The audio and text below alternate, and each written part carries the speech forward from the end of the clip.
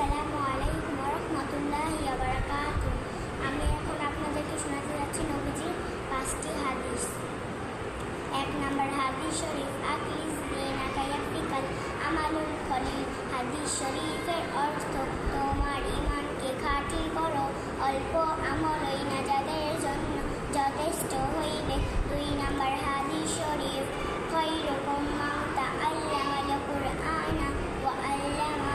তোমাদের মধ্যে সর্বোত্তম ওই ব্যক্তি যিনি কোরআন মাজিদ শিক্ষা করেন এবং শিক্ষা দেন।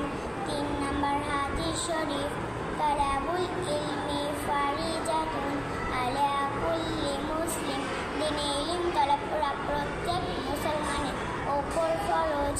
4 নম্বর হাদিস শরীফ, আত-তুহুর শাতরুল ঈমান। পবিত্রতা ঈমানের অঙ্গ।